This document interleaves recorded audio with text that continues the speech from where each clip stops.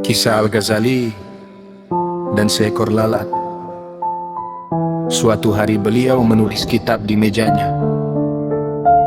Di dekatnya ada tinta dan kertas. Seekor lalat terus mendekati tinta itu.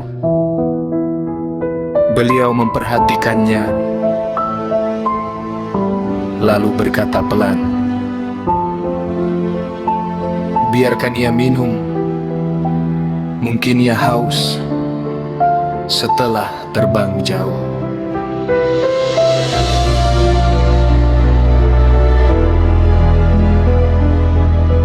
Pena menari di atas kertas, ilmu lahir dari sabar dan napas.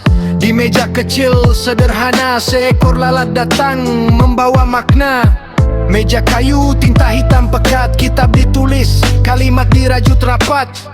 Pena bergerak perlahan tertata, ilmu mengalir seperti cahaya. Seekor lalat hinggap di tinta, sayap kecilnya bergetar meminta. Haus perjalanan entah dari mana, terbang jauh melintasi dunia. Makhluk kecil sering dihina, datang pelan tanpa suara. Namun di mata hati ulama ada rahmat yang sama. Rahmat Tuhan luas tak bertepi, turun ke bumi tanpa memilih. Lalat kecil pun tetap diberi. Siapa kita mudah membenci. Rahmat Tuhan luas tak bertepi, mengalir sunyi siang dan pagi. Jika makhluk kecil saja diberi, mengapa hati masih tinggi? Beliau diam tak mengusir pergi, pandangan tenang hati yang suci. Biarkan ia minum, lirih katanya, mungkin ia haus setelah terbang lama.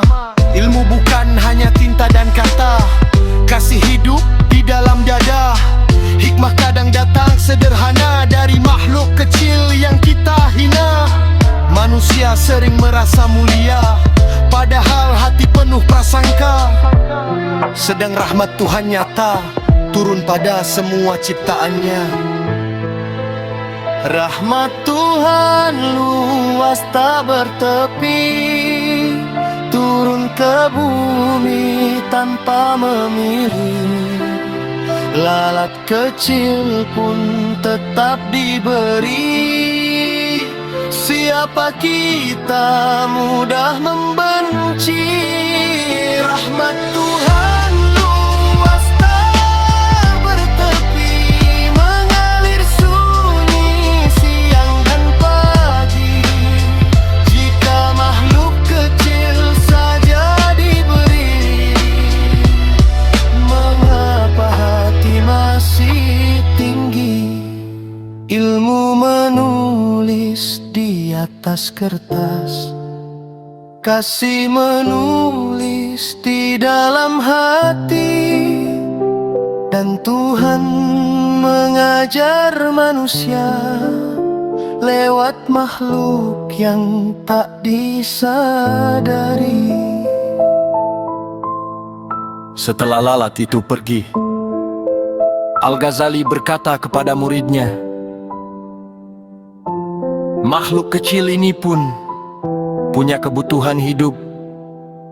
Jika kita bisa memberi ruang tanpa merusak pekerjaan kita, mengapa harus kita usir?